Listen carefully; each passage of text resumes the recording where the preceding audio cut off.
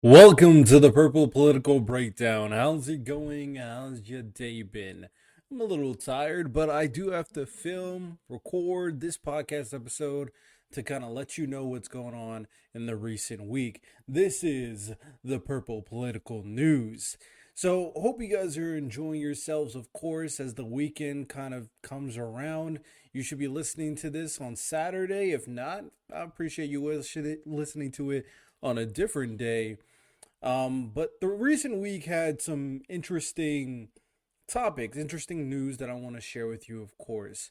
As always, if you do enjoy what you're watching, make sure you guys like the video on the YouTube channel. Make sure you rate it 5 stars on Spotify and Apple Podcasts. I really do appreciate you. Now let's dive right into the news. First things first, the U.S. economy added 353,000 non-farm jobs in January, exceeding the economist estimate of 185,000 jobs, and from December's upwardly revised 333,000 jobs. According to government data released yesterday, or a couple days ago, most of the jobs in January were added in professional and businesses services, around 74,000. Healthcare, 70,000. Retail trade, 45,000. Average hourly earnings grew 4.5% year over year in January, up from 4.1% in December. The reason why I read that out to you is because there was a strong sentiment that the economy obviously is not good, that it's all Joe Biden's fault. And I want you to kind of utilize a little bit more nuanced thinking when you think about what occurred during Biden. I'm not the biggest Biden supporter, nor am I a Democrat, but we do have to realize that COVID affected the entire world. COVID was something that Biden and his cabinet had to come in, fix, and restart our economy. Considering estimations, consistently Biden was able to basically go over as expected and improve the economy to the extent it did under COVID should be praised, to be honest. People look at Donald Trump, and if we're being completely honest, Donald Trump, especially in his latter years, didn't really do much for the economy. Before COVID, he was doing a great job coming from the tail end of potentially other great economic policies. But I feel like people don't utilize the nuance and provide the proper context in terms of what is going on in society and why is it the way it is now. Overall, the economy has been improving considering what we've just been through. And I think there's something to be said about that, of course. The only thing that I'm really concerned about when it comes to the economy moving forward is the housing market. And that is going to be the biggest question mark for a while to make sure that prices of homes, prices of rent is a more manageable price for families and for the middle class. So with that said, that is my 2 cents regarding that. Let's move on. The U.S. forces struck more than 85 targets affiliated with Iran-backed militants, including command and control centers as well as missile storage facilities, according to officials. The airstrikes come after 3 American soldiers were killed in a drone attack at a U.S. military base in Jordan last weekend. Like I said prior when I talked about this situation, this occurred because of a mistaken identity for a drone that appeared at a U.S. military base. The conflict between the U.S. and Iran is going to be going on for a while now. And with Iran basically having connections to our worst enemies, it's really tough to see where we go from here.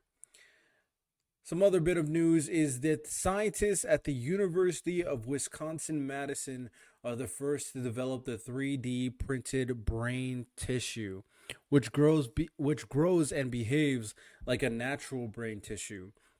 The group used a new 3D printing method, stacking layers of tissue horizontally rather than vertically and using a softer bio ink.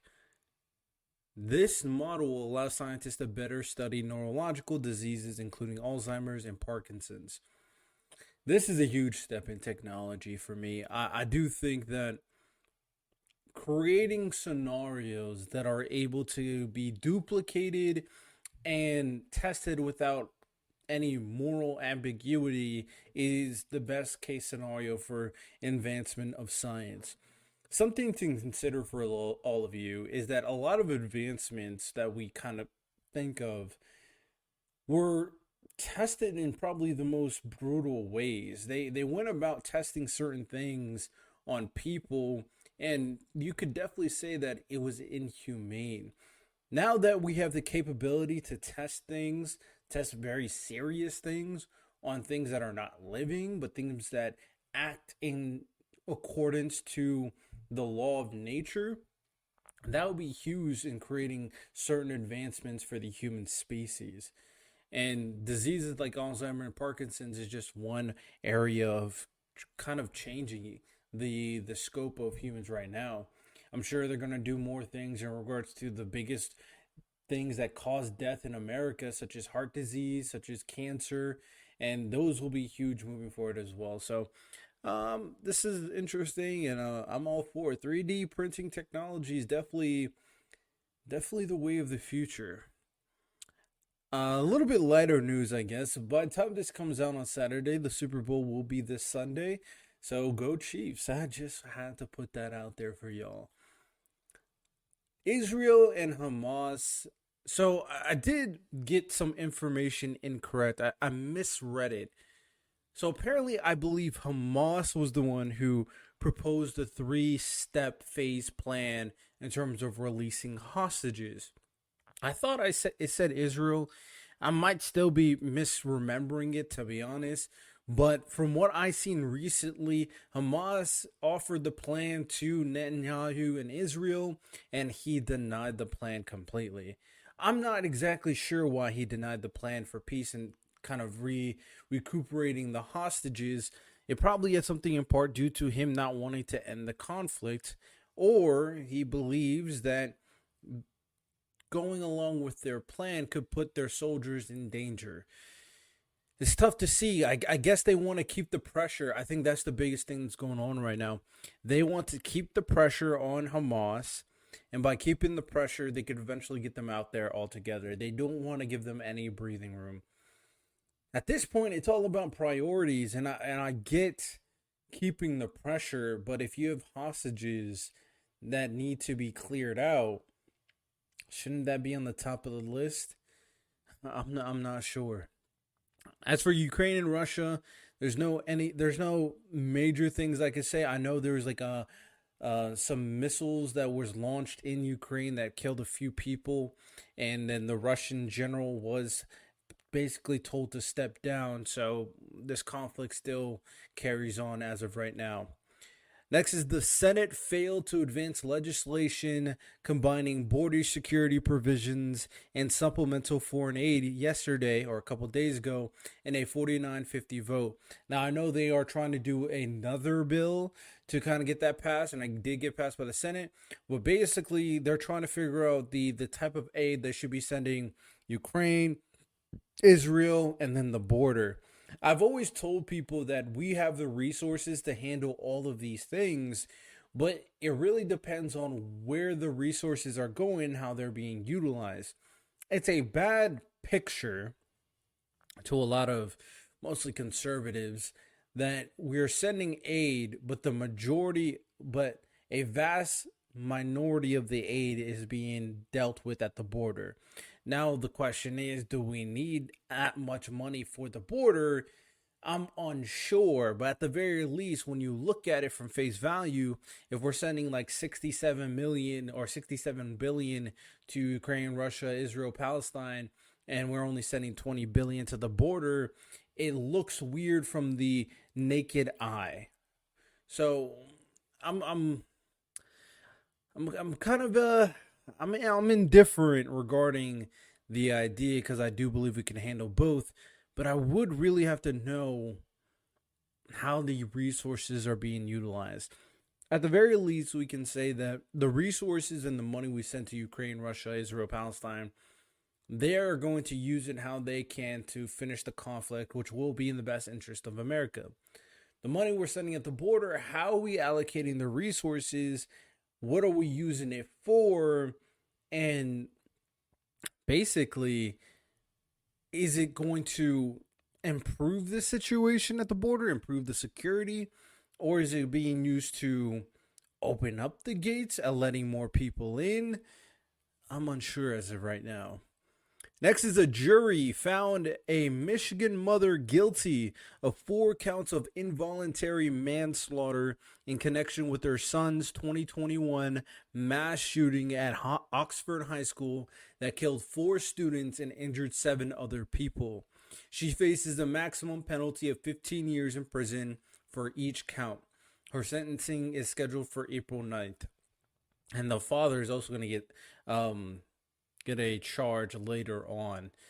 I've talked about this before, and I think this is warranted because if the parents aren't doing the job in setting up the kid for success, or even worse, if they're not doing their job and let their kid fall into a dark path, then certain blame should be held onto the parents.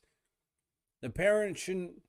When you have a kid, this is an extension of you. This is an extension of who you are and what you represent. And if you're not doing your job, yes, your job, if you're not doing your purpose, then you should be punished depending on the consequences. Hey man, I'm not going to feel sorry for you. This is not I'm not responsible for this person type situation. You are the mother, you are the father. We need to hold parents more accountable. They want more responsibility. They want to know more what's going on in public education. They want to know more what's going on social media. Well, here's your chance. Get involved. Pay attention to your kid and make sure they fall down the right path at the very least.